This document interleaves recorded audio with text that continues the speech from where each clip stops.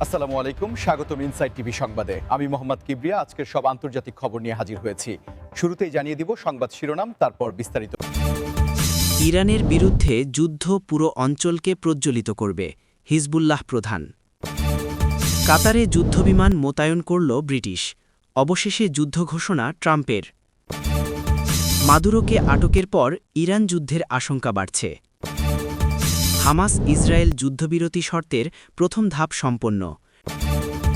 ট্রাম্পের প্রশংসা নেতানিয়াহুর। গাজা থেকে শেষ জিম্মির মরদেহ উদ্ধারের দাবি ইসরায়েলের। আসসালামু আলাইকুম, স্বাগতম জানাচ্ছি ইনসাইড টিভি সংবাদে। আমি মোহাম্মদ কিবরিয়া।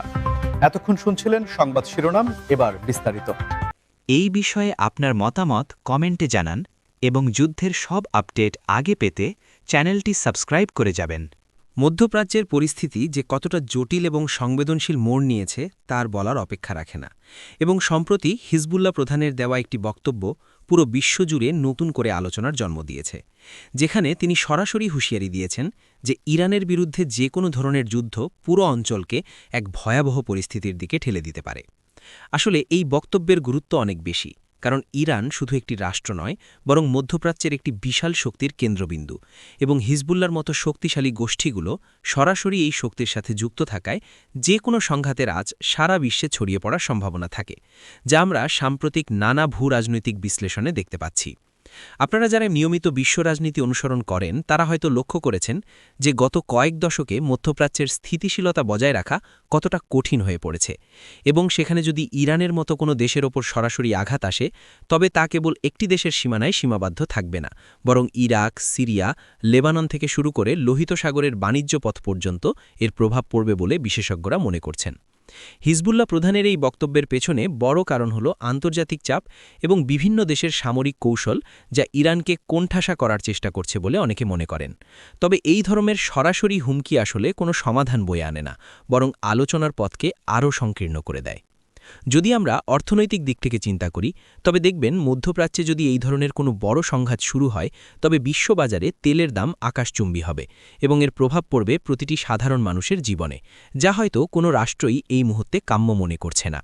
তাই এই উত্তেজনাকর পরিস্থিতিতে হিজবুল্লার এমন সতর্কবার্তা আন্তর্জাতিক কূটনৈতিক মহলে নতুন করে ভাবনার উদ্ধার করেছে, এবং অনেক বিশ্লেষক বলছেন যে ইরানকে কেন্দ্র করে কোনো সিদ্ধান্ত নেওয়ার আগে বিশ্ব নেতাদের অবশ্যই আঞ্চলিক নিরাপত্তার কথা মাথায় রাখতে হবে, কারণ আগুনের শিখা একবার জ্বলে উঠলে তা নেভানো অনেক সময় অসম্ভব হয়ে পড়ে। দর্শক, আপনাদের কি মনে হয়, এই ধরনের হুঁশিয়ারি কি সত্যিই কোনো বড় সংঘাতের ইঙ্গিত দিচ্ছে, নাকি এটি স্রেফ একটি মনস্তাত্ত্বিক চাপ সৃষ্টির কৌশল মাত্র? তা আমাদের কমেন্ট বক্সে অবশ্যই জানাবেন, এবং আমাদের এই আলোচনাটি ভালো লাগলে একটি লাইক দিয়ে চ্যানেলটি সাবস্ক্রাইব করে রাখতে ভুলবেন না, কারণ আপনাদের প্রতিটি সমর্থন আমাদের সঠিক এবং নিরপেক্ষ খবর পৌঁছে দিতে উৎসাহ যোগায়। আকাশসীমায় এখন এক নতুন উত্তেজনার আবহ তৈরি হয়েছে, কারণ কাতার এবং ব্রিটেনের মধ্যে প্রতিরক্ষা সহযোগিতার অংশ হিসেবে কাতারে ব্রিটিশ টাইফুন যুদ্ধবিমান মোতায়েনের খবরটি বিশ্বজুড়ে বেশ সাড়া ফেলেছে, এবং একই সাথে যুক্তরাষ্ট্রের নতুন প্রশাসনের প্রধান ডোনাল্ড ট্রাম্পের যুদ্ধ সংক্রান্ত বিভিন্ন কঠোর মন্তব্য পরিস্থিতিকে আরও রহস্যময় করে তুলেছে। আপনারা জানেন যে কাতার দীর্ঘদিন ধরে মধ্যপ্রাচ্যে শান্তি স্থাপনের জন্য একটি মধ্যস্থতাকারী দেশ হিসেবে কাজ করে আসছে, এবং সেখানে ব্রিটিশ যুদ্ধবিমানের উপস্থিতি মূলত আঞ্চলিক নিরাপত্তা এবং স্থিতিশীলতা রক্ষার একটি অংশ হিসেবে দেখা হচ্ছে। কিন্তু অনেক রাজনৈতিক বিশ্লেষক বিষয়টিকে দেখছেন ইরানের উপর চাপ প্রয়োগের একটি মাধ্যম হিসেবে।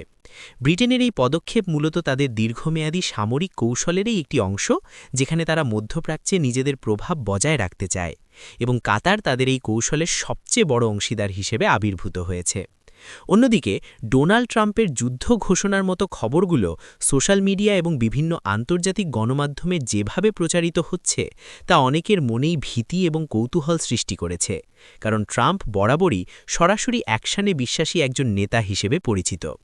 তবে আমাদের বুঝতে হবে যে যুদ্ধ ঘোষণা কেবল একটি সামরিক বিষয় নয়, এর সাথে বিশাল কূটনৈতিক প্রক্রিয়া জড়িয়ে থাকে, এবং ব্রিটিশ বিমান মোতায়েনের পেছনে লজিস্টিক এবং ট্রেনিংয়ের বিষয়গুলো সমানভাবে গুরুত্ব পায়, যা হয়তো সাধারণ খবরে অতটা ফুটে ওঠে না।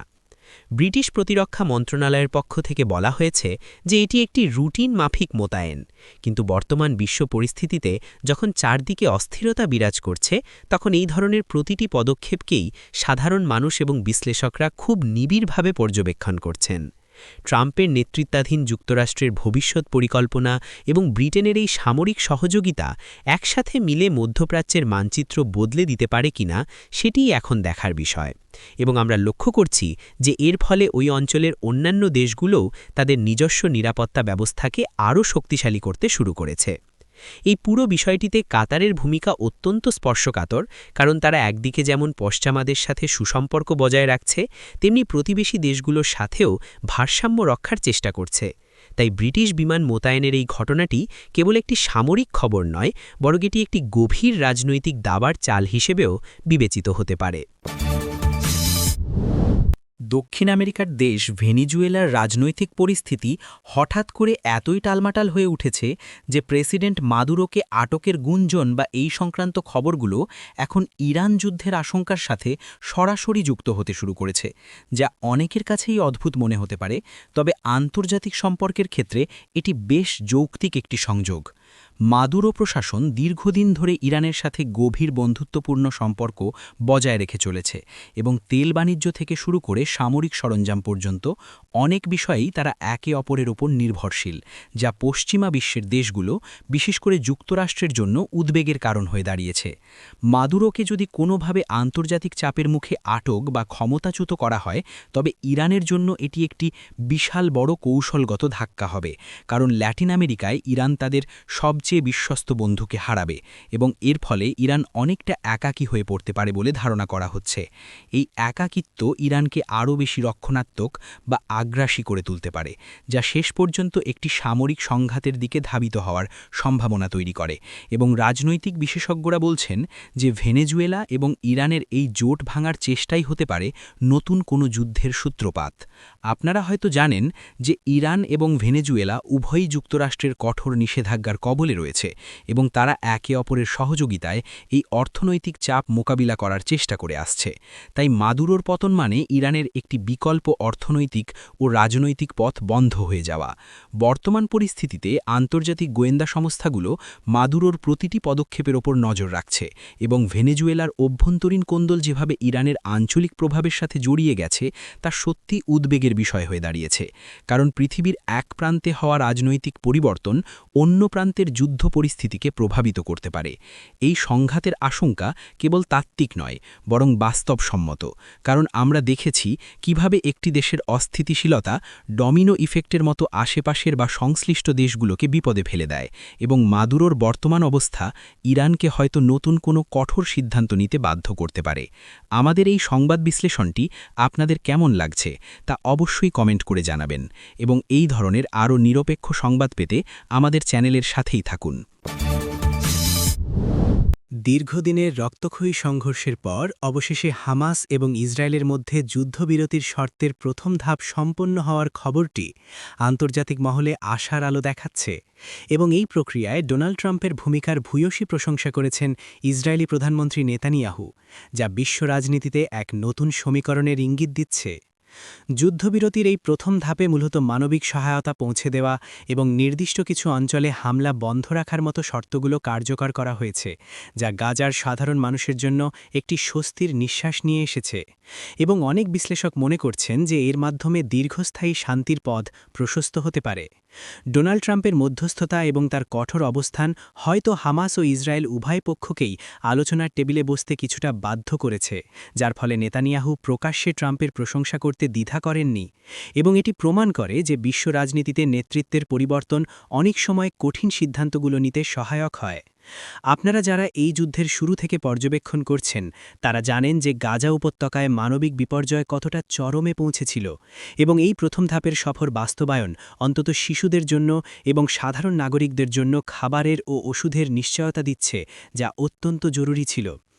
নেতানিয়াহুর এই প্রশংসা আবার অনেকের মনে প্রশ্নের জন্ম দিয়েছে যে তবে কি যুক্তরাষ্ট্রের ভবিষ্যৎ নীতি পুরোপুরি ইসরায়েলের দিকে ঝুঁকে পড়বে, নাকি এটি একটি ভারসাম্যমূলক শান্তির চেষ্টা? তা সময়ই বলে দেবে। তবে বর্তমানের এই যুদ্ধবিরতি অন্তত সাময়িকভাবে হলেও বন্দুকের গর্জন থামিয়ে দিয়েছে হামাসও এই শর্তগুলোর ব্যাপারে ইতিবাচক সাড়া দিয়েছে বলে জানা গেছে, তবে দ্বিতীয় এবং তৃতীয় ধাপের শর্তগুলো আরও অনেক বেশি চ্যালেঞ্জিং হতে পারে, যেখানে জিম্মি মুক্তি এবং সীমানা নিয়ন্ত্রণের মতো বিষয়গুলো জড়িত থাকবে, এবং সেখানেও ট্রাম্পের কৌশলী ভূমিকা কাজ করবে বলে অনেকে আশা করছেন। এই যুদ্ধবিরতি সফল হলে তা মধ্যপ্রাচ্যের অস্থিরতা কমাতে বড় ভূমিকা রাখবে, এবং নেতানিয়াহুর এই নমনীয় মনোভাব হয়তো আঞ্চলিক রাজনীতিতে নতুন কোনো সমঝোতার ইঙ্গিত দিচ্ছে, যা আমরা সামনের দিনগুলোতে আরও বিস্তারিতভাবে বুঝতে পারব। আপনারা যারা এই শান্তি প্রক্রিয়া নিয়ে আগ্রহী, তারা নিয়মিত আপডেট পেতে আমাদের চ্যানেলটি সাবস্ক্রাইব করে রাখুন এবং আপনার মূল্যবান মতামত আমাদের সাথে শেয়ার করুন।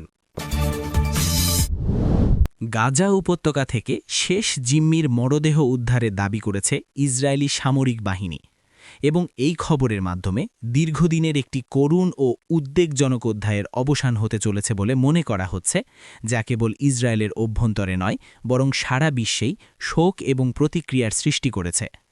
উদ্ধারকৃত জিম্মির মরদেহ নিয়ে আসা এবং তাদের পরিবারের কাছে হস্তান্তর করার প্রক্রিয়াটি অত্যন্ত আবেগপ্রবণ ছিল, এবং ইসরায়েলি প্রধানমন্ত্রী একে একটি বড় অর্জন হিসেবে অভিহিত করলেও মানবিক দৃষ্টিকোণ থেকে এটি একটি বিশাল ক্ষতি, যা যুদ্ধের ভয়াবহতাকে পুনরায় আমাদের সামনে তুলে ধরে।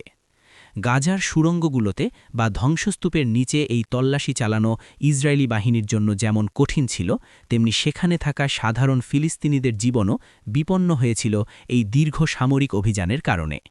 শেষ জিম্মির খবর পাওয়ার মাধ্যমে ইসরায়েলি পরিবারগুলোর দীর্ঘ প্রতীক্ষার অবসান ঘটল ঠিকই, কিন্তু যুদ্ধের যে ক্ষত তৈরি হয়েছে তা পূরণ হতে হয়তো আরও অনেক বছর সময় লেগে যাবে, এবং এই ঘটনার পর ইসরায়েল তাদের পরবর্তী সামরিক কৌশল কী করবে তা নিয়েও জল্পনা-কল্পনা চলছে।